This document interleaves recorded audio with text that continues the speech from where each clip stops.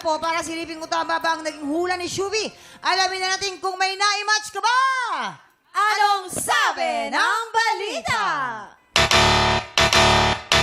Oh my gosh! Ate girl! Sabi ko sa'yo eh. Perfect Ay, ex hindi, eh. kasi favorite ko yung red. Unahin muna natin, syempre, Si Roxy girl! Si Roxy pala ay nagmalasakit sa asong kalye. Inaway Diba? na Na nga. Diba, Shuvi? Kasi Oh. nga yung asong kausap niya, beauty contest din. Masali. Voice of the Teka lang, kailan to nangyari, Roxy? Nung pandemic. Okay. Nagalit siya kasi dapat daw sila yung binibigyan ko ng food kasi marami daw nagugutom. Eh sabi ko, I actually didn't respond but in my mind, sabi ko, may ayuda kayo, di ba? Meron galing sa gobyerno. Sila wala, kawawa naman. Oh, At dahil hindi naman nahulaan ni Shuvi girl, thank you so much, Roxy.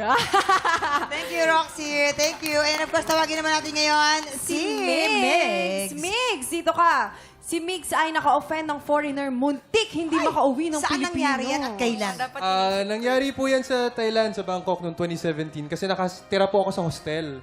Tapos itong foreigner to, parang water gun festival doon ng Thailand. Tapos may binasa siyang, meron siyang binasang parang siguro trans woman dahil nagmaharap ng customer. Binasa niya ng hot water ang binasa niya. Uy! Ano to? Yung water gun, pinuno niya ng hot water, binasa niya. Dahil doon, nagalit ako, uminom ako ng beer, binasa ko siya ng beer. Ang ending, yung passport ko na may pera na nakaipit, kaya mga kapuso, huwag na huwag kayong mag-iiwan ng pera na nakaipit sa passport ninyo. Pinag-interesan niya, kinuha niya yung passport. Oh my God. Grabe Paano, naman. paano, nabawi mo ba yung pera? Hindi ko Nawala po sa'yo? nabawi yung passport at yung pera. Ang nangyari po, pinabuksan ko po yung console ng holiday. Galit na galit po siya sa akin. Nakapambahay po siya. Tsinelas at sando. Sabi niya sa akin, boy, makakawala ka na lang ng passport. Holiday pa. Sa dami-dami mo naman ng araw. Bihira lang magka-holiday dito sa Thailand. So, dahil doon, na-issuean ako ng traveler certificate at nakauwi naman ako ng Ayun, matiwasay at maayos. Thank you, Migs. Maraming salamat. Salamat din, of course. Ito naman, syempre si Mark. Si Mark! Naku, nakakatawa si Ito na Mark. nga. Fan ni Marian Rivera, lumulok ng bato na ospital! Mare ko! Kailan Ba? to nangyari? Bagets True ka ba legend nito? po yan. Ilang taong ka nun? 7 years old. Ay, Baklang Marios. bakla na ang tao na to.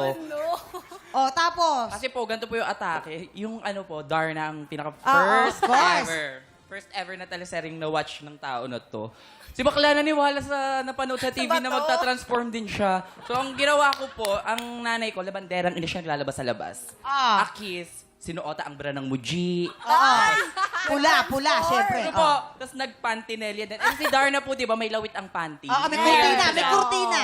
So, Nakakurtina. kuha din po ako ng maruming t-shirt, sinabit kong ganyan. Pa. Labas ang bakla. Papa. Paglabas, love pa yung Muji ko kasi bakla na naman to, sumpong na naman ang kabadingan. Hindi niya po alam, naghahanap na ako ng puting batong lulunukin. Para po, true to life ang transformation. Bugog. Get po, pinunasan pa yan. Pinunasan. Tapos, habang ganito, slow mo ko pa po siya Slow mo, susubuin. Kasi papak. may ano po yan, background music pa. Di ba ganyan po yun yung kay Darna? Oo. Yung po, nilonoka ng gay na ito ang bato. Pag siya, Ayun na, natarantang Mojing. ayun po, na-bring me po ako sa ospital. Paano mo naalis yung bato? Paano mo naalis? Ulitin mo nga paano mo naalis. Paano naalis? Paano Kinukota naalis? po ng doctorate po yung bato. Na-bring me po ako sa hospital. Kaya yun na po ang advocacy ko. Wag na po kayong makikihalubilo sa mga bato-bato. Ingat mga bata, ha? Huwag basta-basta kung ano yung mga sinusubo nyo dyan. Delikado yan. Anyways, maraming Maraming Thank you so salamat much po. sa pagbahagi ng inyong mga kwento. Migs, Roxy, and of course kay Mark, maraming salamat. At syempre Shuvi, naman, thank maraming you. salamat kay Shuvi Girl. Naka-0 point ka, pero mahal ka naman namin. mahal. Tsaka, bakit ako yung pinapunta Mali bata yung decision nila. Pero masaya yung ulo ng mga balita. Yes. Oo, challenging, pero hindi talaga pwede yung tanga dito. O, hindi ka naman tanga. Hindi. Kailangan lang marunong kang makiramdam. Makiramdam at Oo. enjoy lang tayo ng bonggang-bongga. Yes. Maraming salamat.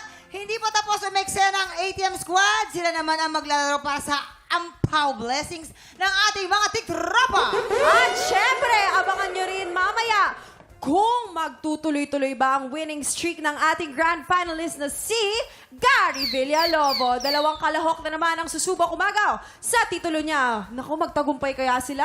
Tutukan po natin yan sa tanghali ng pagkakas. Dito lang sa TikTok Live!